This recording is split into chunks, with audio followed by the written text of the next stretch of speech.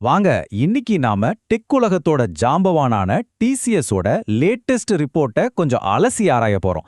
மேலோட்டமா தெரியற நம்பர்ஸை தாண்டி உள்ளுக்குள்ள என்னதான் நடக்குதுன்னு பார்க்கலாம் வாங்க. முதல்ல இந்த நம்பரை பாருங்க. 7509 மில்லியன் டாலர்கள்.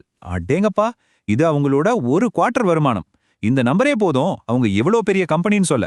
ஆனா கதை இங்க முடியல. ஒரு நல்ல குவார்ட்டர் தான், ஆனா உண்மையான கதை எங்க இருக்கு பாருங்க. இந்த ஹெட்லைன் நம்பர் மட்டுமே முழு கதையும் சொல்லிடாது. நாம இன்னும் கொஞ்சம் ஆழமா போனாதான் அசல் சுவாரஸ்யமே ஆரம்பிக்கும்.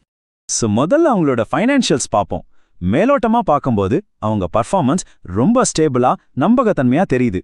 ஒரு பெரிய கப்பல் மாதிரி ரொம்ப நிதானமா சீரா போயிட்டு இருக்கு. இந்த நம்பர்ஸை பாருங்க. நிகர வருமானம் 1503 மில்லியன் டாலர், ஆப்ரேட்டிங் மார்ஜின் 25.2%, மொத்த கான்ட்ராக்ட் வேல்யூ 9.3 பில்லியன் டாலர். இது எல்லாமே ரொம்ப ஸ்ட்ராங்கா இருக்கு. அவங்களோட செயல்பாடு எவ்வளவு கட்டுக்கோப்பா இருக்குன்னு இதுவே சொல்லுது. நாம முதல்ல சொன்னோமே, அந்த நிலையான கப்பல், அதுக்கு இதுதான் அஸ்திவாரம். ஆனா இந்த நிலையான கப்பலுக்கு உள்ளுக்குள்ள ஒரு சக்தி வாய்ந்த இன்ஜின் வேலை செஞ்சுட்டு இருக்கு. ஒரு பெரிய டிரான்ஸ்ஃபர்மேஷன் நடந்துட்டு இருக்கு. அந்த மாற்றத்தை இயக்குறது எது தெரியுமா? வாங்க அத பத்தி தான் இப்ப பார்க்க போறோம்.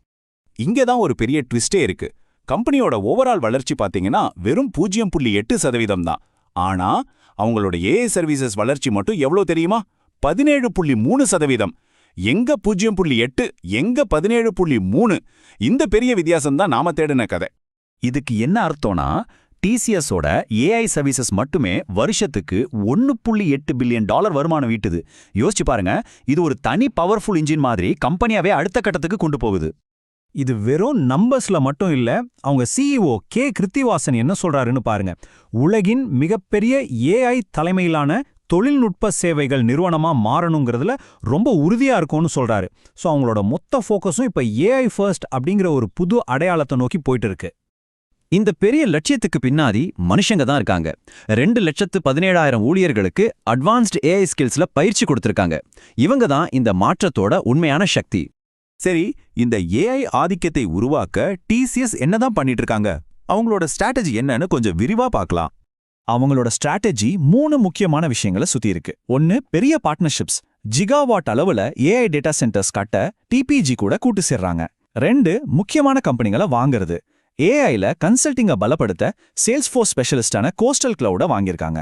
3, உள்ளுக்குள்ளேயே டெக்னாலஜி அடாப்ட் பண்றது. கூகுளோட ஜெமினை என்டர்பிரைஸை பயன்படுத்தி அட்வான்ஸ் ஏஐ சொல்யூஷன்ஸை உருவாக்குறாங்க. இப்படிதான் அவங்க பிளானை நிஜமாக்குறாங்க. ஓகே, ஸ்ட்ராட்டஜி எல்லாம் நல்லா இருக்கு. ஆனா இதெல்லாம் நிஜமாவே வேலை செய்யுதா? இந்த ஏஐ ஃபர்ஸ்ட் அப்ரோச் எப்படி பெரிய பெரிய கஸ்டமர் டீல்ஸா மாறுதுன்னு சில உதாரணங்களோட பார்ப்போம். முதல்ல ஹெல்த் கேர் எடுத்துக்கலாம். யூகேவோட தேசிய சுகாதார சேவை, அதாவது என்ஹெச்எஸ், கிளவுட் மற்றும் ஏஐ தொழில்நுட்பத்தை வச்சு நவீனமயமாக்குறாங்க. அடுத்து இண்டஸ்ட்ரியல் செக்டார். எலக்ட்ரிஃபிகேஷன்ல உலக லீடரா இருக்கிற ஏபிபி நிறுவனத்தோட செயல்பாடுகளை ஒரு ஏஐ பவர்டு சிஸ்டம் மூலமா இன்னும் வலுவானதா மாத்துறாங்க. ரீட்டைல் துறையிலையும் இவங்களோட தாக்கம் இருக்கு. யூகேல இருக்கிற மிகப்பெரிய சூப்பர் மார்க்கெட் செயின்களில் ஒன்றான மாரிசன்ஸை இந்த டிஜிட்டல் யுகத்துக்கு ஏத்த மாதிரி மாத்துறாங்க. இன்னொரு பக்கம் ஆட்டோமொபைல் துறை. டாடா மோட்டார்ஸ்க்கு அவங்களோட சஸ்டைனபிலிட்டி இலக்குகளை அடைய உதவுறாங்க. எப்படி? ஒரு ஏஐ பிளாட்ஃபார்ம் மூலமா நிகழ்நேரத்துல அவங்களோட இஎஸ்ஜி செயல்பாடுகளை கண்காணிக்கிறாங்க. இது வெறும் டிசிஎஸ் சொல்றதில்ல, அவங்க கஸ்டமரே சொல்றதை கேளுங்க. ஏபிபியோட குரூப் சிஐஓ அலெக்ஸ் ஜொனோ எங்க செயல்பாடுகளை நவீனமயமாக்குனதுனால பிசினஸ் முழுவதுமே வேகமாகவும் புதுமையாகவும் நம்பகத்தன்மையாகவும் மாறி இருக்குன்னு சொல்றாரு. இதுதான் உண்மையான சான்றிதழ் இல்லையா? சோ நாம இப்ப பாக்குறது வெறும் டிசிஎஸோட கதை மட்டும் இல்ல. இது ஒரு ஏஐ ஃபர்ஸ்ட் எதிர்காலத்தை பத்தினது. இது ஒட்டுமொத்த இண்டஸ்ட்ரிக்குமே ஒரு புது ஸ்டாண்டர்டை செட் பண்ணுது. அவங்களோட முக்கியமான பார்ட்னரான கூகுள் கிளவுடோட சிஇஓ தாமஸ் குரியன் என்ன சொல்றாருன்னா, ஏஐ தொழில்முறை சேவை நிறுவனங்கள் கொடுக்கிற மதிப்பையே அடியோடு மாத்தி அமைச்சிருச்சுன்னு சொல்றாரு. பாத்தீங்களா, இது எவ்வளவு பெரிய விஷயம்னு இதுவே புரிய வைக்குது. அப்போ கடைசி கேள்வி இதுதான். டெக்னாலஜி எல்லா பிசினஸையும் மாத்திட்டு இருக்கு, சரி. ஆனா அந்த மாற்றத்துக்கான இன்ஜினை யார் உருவாக்குறா? இந்த கேள்வியோட உங்களை விட்டுட்டு போறேன். டிசிஎஸ் நிச்சயமா அந்த இன்ஜினை உருவாக்குறவங்கள ஒருத்தரா இருக்காங்க. இதை பத்தி நீங்க என்ன நினைக்கிறீங்க?